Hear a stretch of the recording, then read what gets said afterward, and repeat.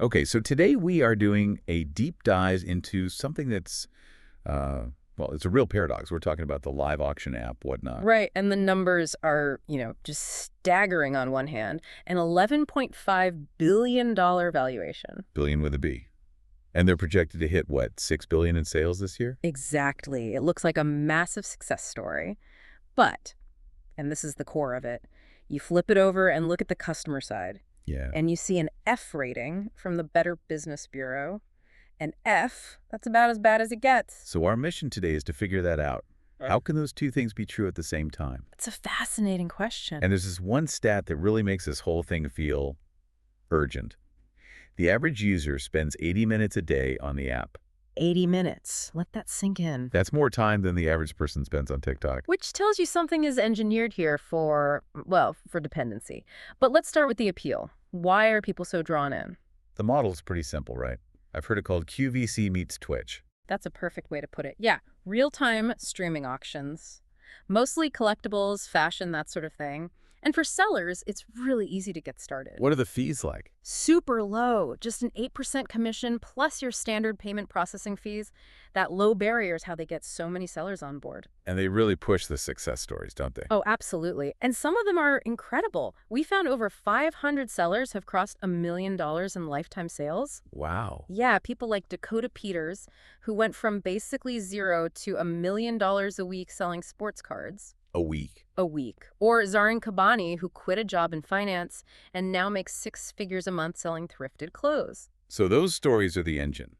They recruit thousands of new sellers every month. But that brings us back to the F rating. If it's so good for sellers, why is it so bad for buyers?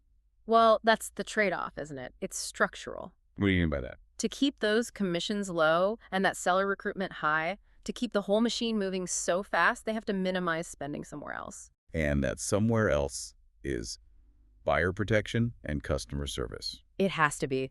High friction for sellers means the growth slows down. So they just seem to tolerate the consumer backlash. And tolerate means you see rampant complaints about fraud. Exactly. Counterfeit items are a huge one. Sellers who just take the money and vanish. And if that happens, good luck with customer service. Right. We saw reports of people waiting days for a response or just getting automated replies. We even found one buyer who recorded himself opening a package with a fake graded card inside. I saw that one. And another guy waited 3 weeks for electronics that just never showed up. So the money is flowing, but the safety net isn't there. Which raises that critical question again.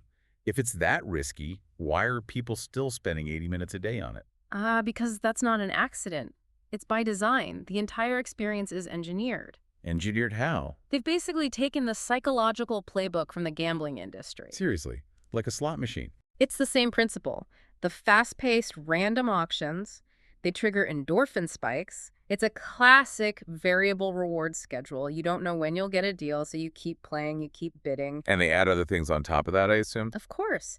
They layer on buy now, pay later options, which makes the real cost feel abstract, less painful. And flash sales, I've seen those, creates a ton of urgency. Intense, artificial urgency. It's all designed to get you to act on impulse, not on reason. So this isn't just a marketplace. It's actively training its users to crave that rush. Is the dependency really that strong? It's being taken very seriously. We're seeing addiction treatment centers writing case studies specifically about whatnot. So this is way beyond simple impulse buying.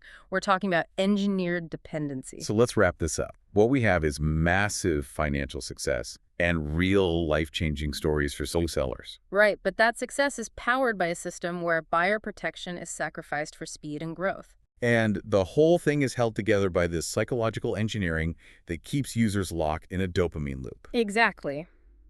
Which leaves you, the listener, with a pretty important thought.